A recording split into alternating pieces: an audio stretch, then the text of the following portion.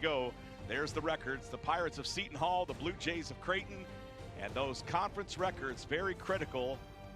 We are very close to one of these teams perhaps not making it, or if everything plays out, we're close to these teams each sliding in to postseason play.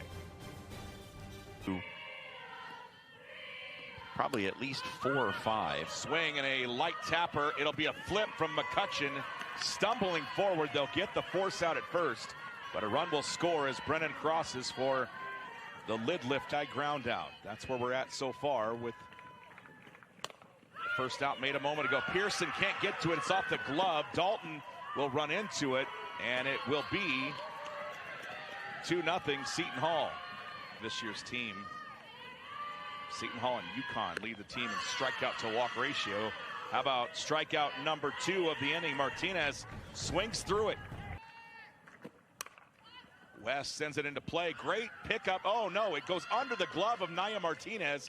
It looked like she got it into the glove on the low hop, and instead it's a single through the left side for Lily West.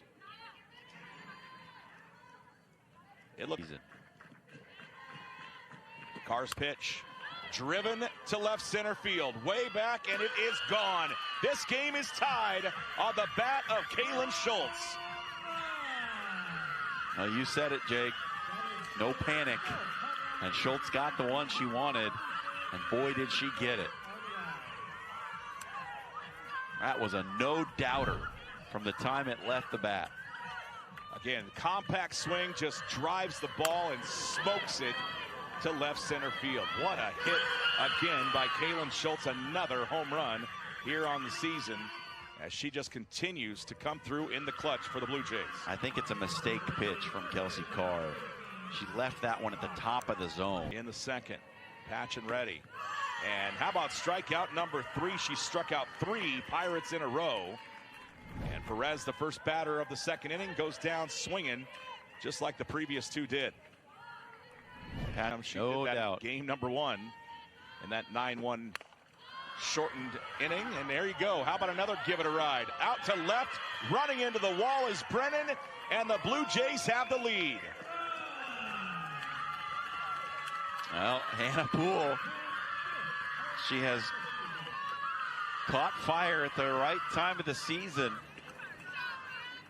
She found that power swing, and this one was way up in the air. Didn't know if it was going to have enough on it, but certainly it did.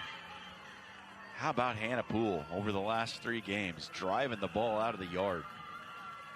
I thought we were going to have another rain delay that was hit. So she's thrown some really good chase pitches, but Seton Hall hasn't chased. And that off-speed pitch froze Gilbert in her tracks. And Patchen gets her 4th strikeout. Patchen taking a lot of time with this one. She get the swing. They check down to third. And that is another strikeout for Brooklyn Patchen. Gets the check swing strikeout on Martinez. And Patchen's already rung up 5 Pirates. I'll watch it again. Martinez goes around, but watch the body language if they show it afterwards. She looks at the umpire, and she knew. She knew. And obviously here, for Angie Churchill, she wants a couple of table setters at the bottom. This one hit way out to left. That is gone. Andrea Perez, 4th home run of the year, puts the Pirates back in front. Well, very similar to Hannah Poole's home run. Put it up there in that left field jet stream. It doesn't look like it's there today, but the ball carrying out Barnard, a weak attempt to try to get up that wall. There was no bringing that one back as Seton Hall takes the lead. Watch it again, just a high fly ball and kept carrying. You knew it was gone. She knew it was gone with the finger in the air, and a lead for the Pirates on the road. Back and forth we go.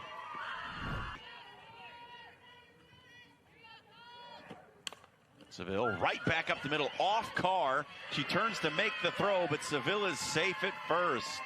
And we will check on the Seton Hall pitcher as that came right off the thigh. Have a look. Yeah, we mentioned that she doesn't wear any protection. Now she did get it with the glove. I thought it initially came off the upper thigh, but she did get the glove to it first. Season as well. She is chasing the single season RBI record. Hits this one hard out to right center. Diving attempt. Great catch. What a play by Amber Johnson. An absolute robbery in the outfield to keep the Pirates in front. Of all the days to keep it in the yard, and a great, great diving catch. Look at that. Stick the arm up there and hope it finds pay dirt, and it does.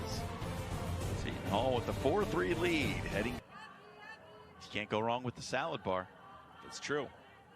Patchen, first pitch, hit up the middle. Diving play, Pearson, the throw. What a play. The Wizard of Wamego comes through again. We talked about some softballs that have been just out of reach. This one probably should have been out of reach, but watch the dive again, perfectly timed as she comes up with the low, hard grounder, and no problem getting rid of Gilbert off the base paths. Probably wise of her to hold off on that particular strike. Schultz through the middle. That'll be a single. First two aboard here, bottom of 5 for the Blue Jays. Good eye by Perez. 2 outs, full count. 2 aboard for Creighton.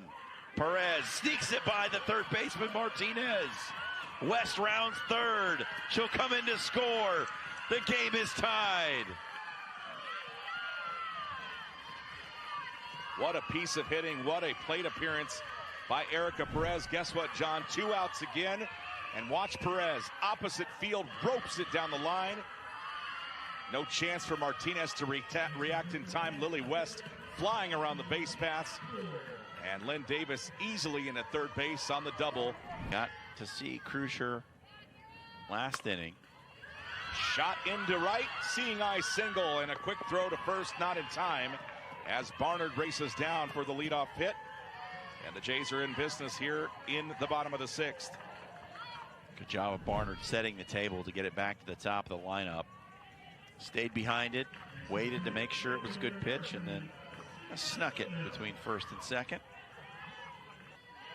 Last inning to tie the game, to set up the tying run on that hustle single. That ball back up the middle, and here comes a run for the Blue Jays.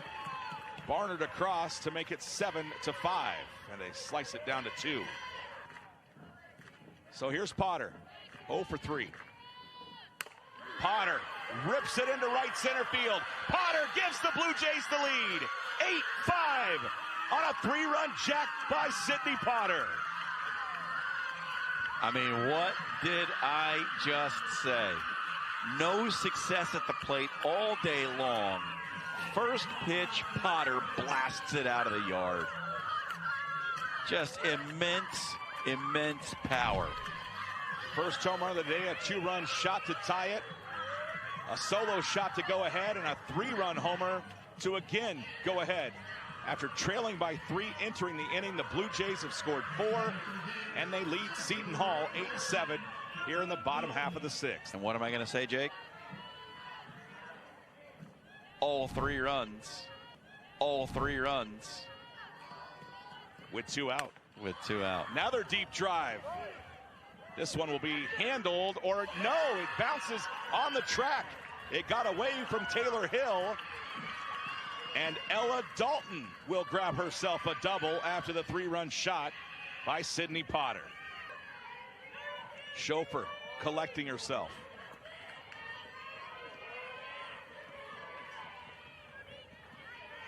An exciting, drama-filled game number 1 between the Pirates and the Blue Jays. Back and forth. Chauffeur's payoff pitch. Across and a strikeout. And the Blue Jays win game number 1 in exciting come-from-behind fashion.